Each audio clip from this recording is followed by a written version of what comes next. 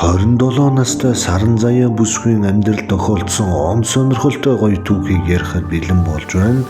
За Саран Заяа гэдэг орон нутгаас гаралтай охин анх оюутан болж 18 настайдаа Улаанбаатар хотын босхыг давсан байдаг. За их сургуулийн дотор байранд амьдарч байх хугацаанд буюу сүүлийн 4 дахь жилдээ Баги гэдэг хотын нэгэн бандтай танилцж дотн харилцаанд орсноор ерөнхийдөө Саран Заяа Багийн хоёрын үерхэл хайр дурлалыг хэлдэг.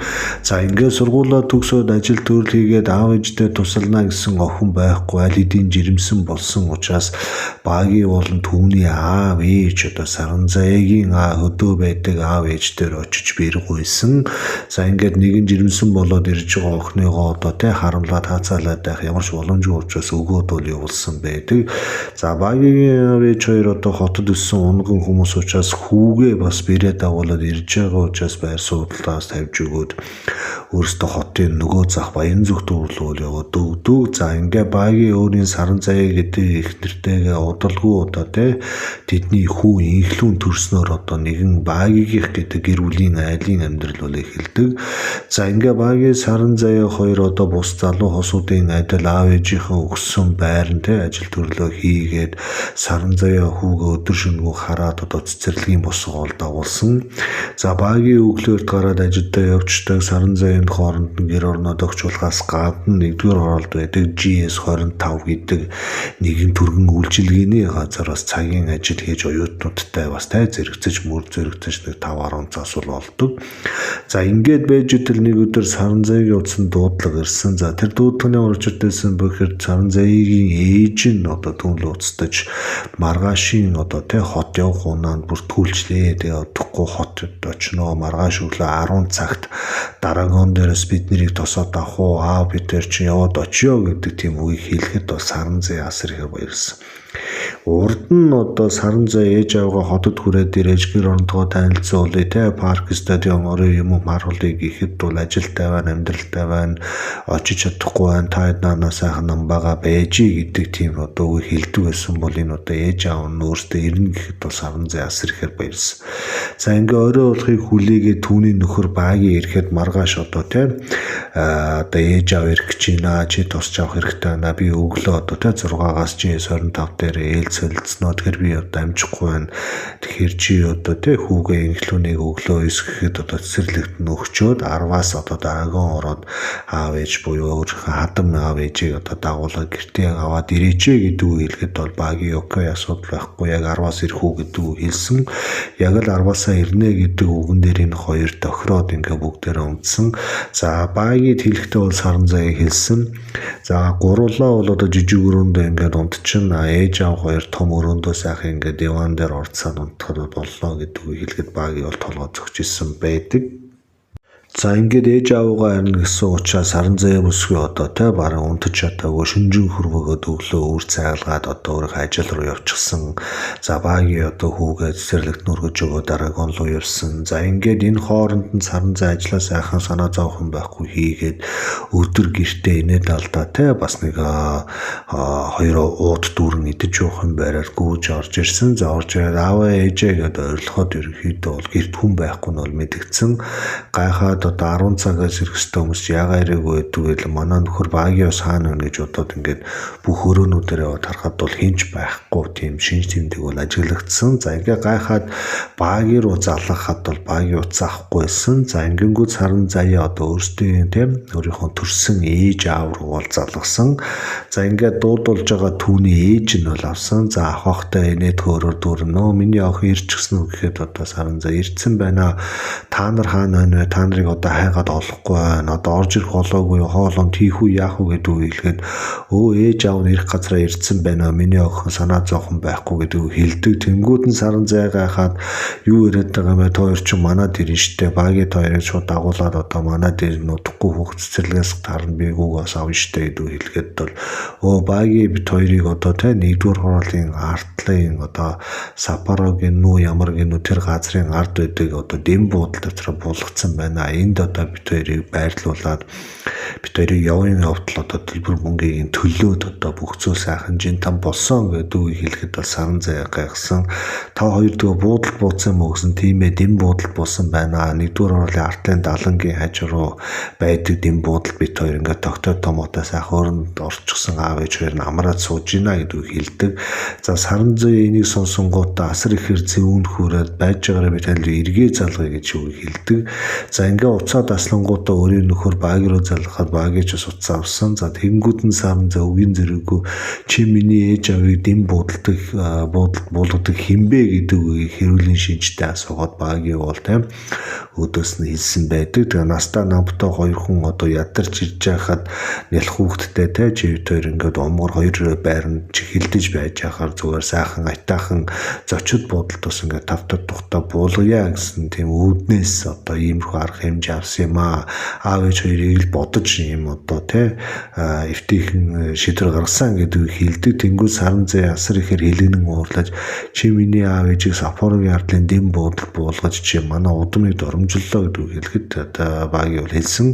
Дараагоноос наашаа уруудаж яваад одоо те Сапоро хар орон 32 гээд орж ирэхэд бол олигтой буудлууд байхгүй бүх буудлуудаа сараар 7 хоног түрээсэлсэн байсан учраас аргагүй ирэхэд наашаа явж байгаа те 36 дугаар сургуулийн ард байрлах одоо те дэм буудалд одоо оруулсан тэнд одоо сул өрөө 7 хоногор байгаа учраас 7 хоногийнхын төлбөрийн төлөөд оруулчихсан штэ.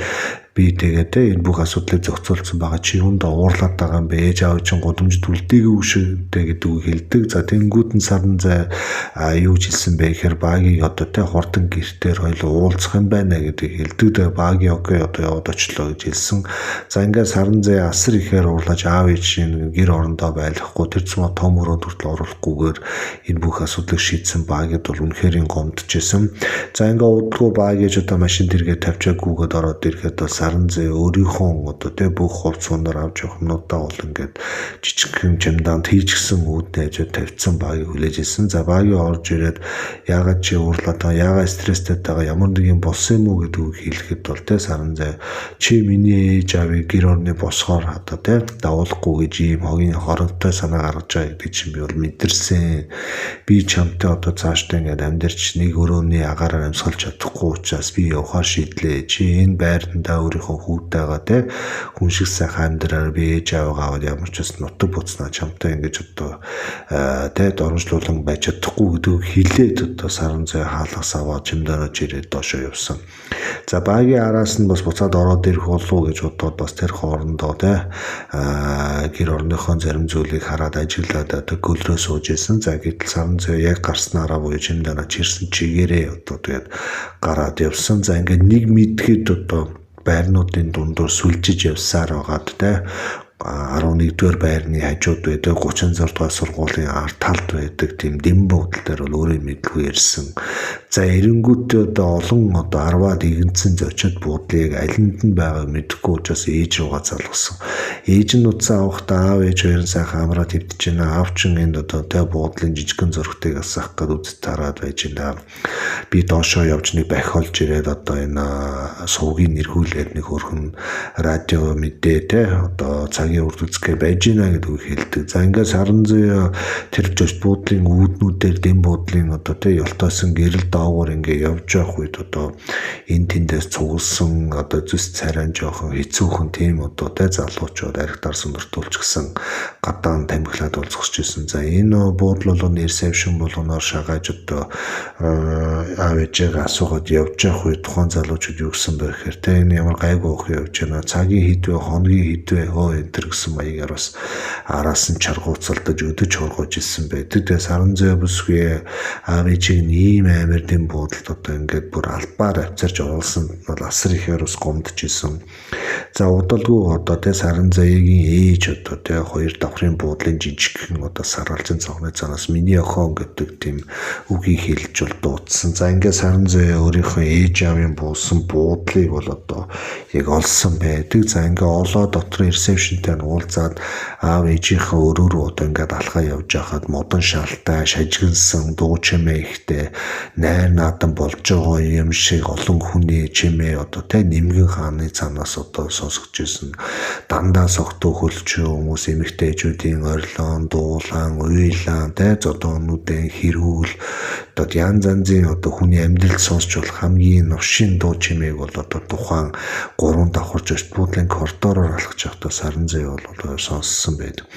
За ингээд ээж аавынхаа өрөөнд орж ирэхэд бол ээж аав нь тамхи татдаггүй тийм хүмүүс гэтэл одоо тухайн буудлын өрөө нь бол нэвширсэн муухай үнэр хэртэй дороож одоо тэ хизээ угааж одоо яасан мэддэхгүй нэмгэрсэн шаралсан цагаан давуу эвдэрхий хар зурагт жорлон байнгүй өрөө энэ төр байсан байдаг. Тэгээ энэ өрөөнд 7 хоногийн мөнгийг буюу одоо тэ 75,000-аар яриад 2 хүний 7 хоногоор буюу 500,000-аар одоо ингээ оруулчихсан байгаа байдлыг хараа Саранзай үнэхээр гомдчихсэн. За аав ээж хоёр бол өдөөний хүмүүс учраас хийгээгүй юм мэдэхгүй зочид буудлах гэхээр ийм л айхтар дуу чимээтэй орлон чарлаатай айхтар одоо тэ хүнд гаруудын цугласан газар байдгийн байхтаа л гэсэн ойлголттой бол байж исэн байдаг. Гэтэл эндхийн зочид буудлууд зочид буудал гэдэг нэр бол хүндтэн. За дэм буудлууд бол яа харахгүй те одоо хоногоор биш 7 хоногоор биш бүр дандаа цагаар хүмүүсэд түрээсэлж мөнгө олдог одоо Сапоро болон тэ тэр хавийн хөнгөн шингийн явдалтай хүмүүс бас тэ үйлчлэгч олж ирээд эндээс цаг 2 цагаар өрөө авч орж ирж одоо тэ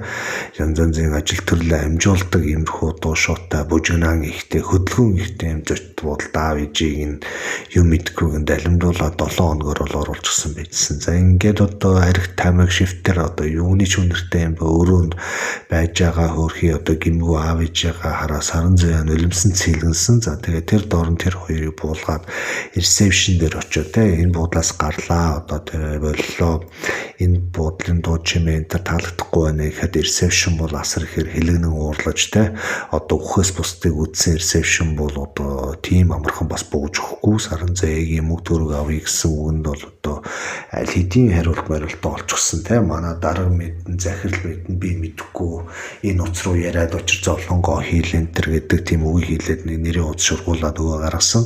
За Саранзай жоох аав ээжээгээ хөтлөөд одоо чимдана чирээр урагшаа Сапорогийн тэнд алгасан. За тэгээд буцаад гэртээ очиход одоо багийтэй хэрэлцээ учраас очиж чадахгүй. Тийм учраас одоо дөнгөж одоо тэ 3 дахь амьлгийн урд дуур байдаг арай гайгүй бас нэг зочд буудлал руу бол явж ороод тэ нэгэн хөөрхөнд ажгүй боломжийн өрөө 3 хүний ортой өрөөг авч одоо гурлаа бол орсон.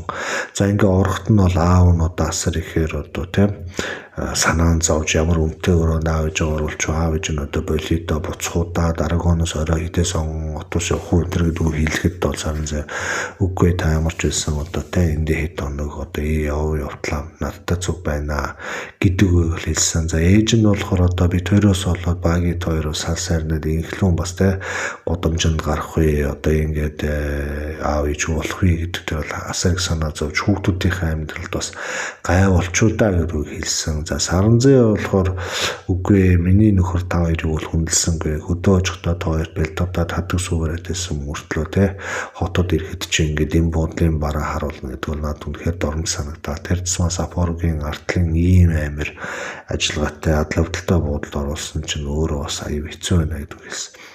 За ингээд 3 дугаар аймгийн урт талын бас нэг нэлээд гайгүй өндөр зочд буудалд ингээд байрлаад байж исэн. За маргааш нь Саранзай харахгүй ажилдаа бол буудлаас явсан. За хүүгээ санаж исэн ч гэсэн бас одоо тэ багийг дуурлчихсан байсан учраас бол чадаагүй. Одоо тэгээд яриачгүй, очиочгүй өрх ажил төрлийг хийж исэн. За ингээд одоо ажлаа хийжээ буцаад тухайн буудал дээр ээж аав дээр яриад нэг аяг тэ ус уцалгаад нэг байхад өрчөө видеогоо сууж итэл бол одоо өрөөний хаалгыг дууссан. За өрөөний үйлчлэгч буюу ресепшн хүүхэд ирж байгаа маань хаалга онгоолгоход одоо түүний нөхөр багийн хүү инхлүүнээ хөдөлчихсөн бол зүсчихсэн.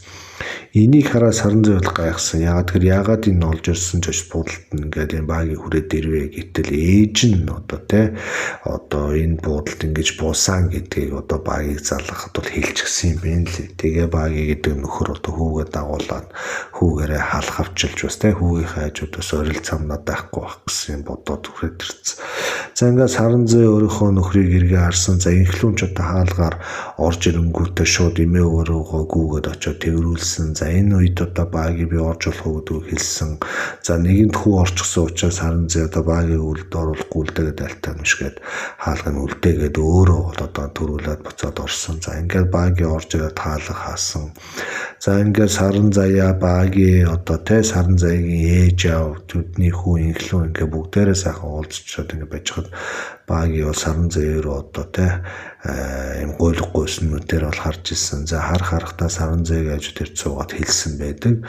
Тэгээ чамгүйгээр бит хоёр бол амьдарч чадахгүй юм байна. Нэг хоног бол үнэхээр хэцүү байлаа. Өнөө өглөө тэр цэцэрлэг сургуульд явах гэж бөөн юм бүжигнэ юм болоод хоцорч очиж багш нарт нь бол загнуулсан. Тэгээ чамгүйгээр энэ амьдралыг барахад бол би үнэхээр бэрх юм байна. Тэгээд чи бит хоёр дээр ирэх үү гэдэг үг хэлсэн. За тэнгуү Саран заяа хэлэхгүй байхад багийн мэдээж чи ээж аваагаа дагуулаад бид хоёр дээр хүрээд ирээч гэдэг үг хэлдэг. За ингээд энэ хоёрыг ингээ ярьж байгааг одоо Саран заяагийн ээж аав одоо сонсон сонсоогүй юм шиг одоо худлаа инхлүүнтэй тоглож байгаа юм болоо санаа зовсхийгээд харц буруулж улсуулсан байдаг.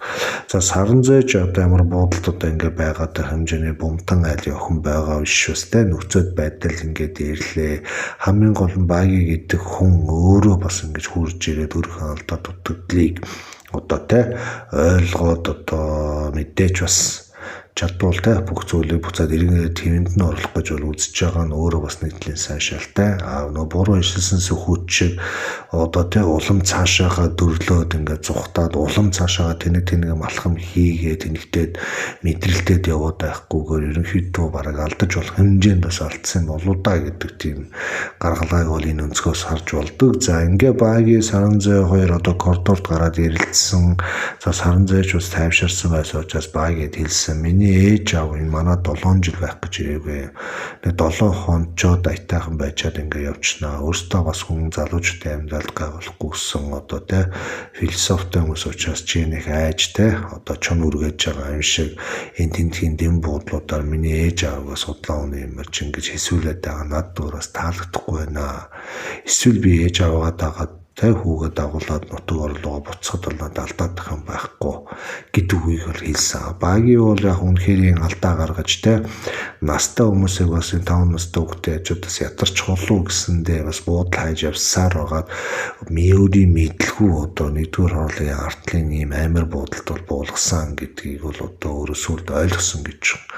Ерөнхийдөө тэгээд яг харахгүй бас хөдөө гадаанаас хүмүүс ирэхэд нэг талын бас буудал энтерт буулгач бол бас хиндэ амар байдаг нь бол үнэн. Гэхдээ багийн азгуутаж үнэхээр Улаанбаатар хотын хамгийн одоо шигүүн одоо тийм буудалд одоо хадам авж байгаа буулгаснаар аюу том алдаа болсон байдаг.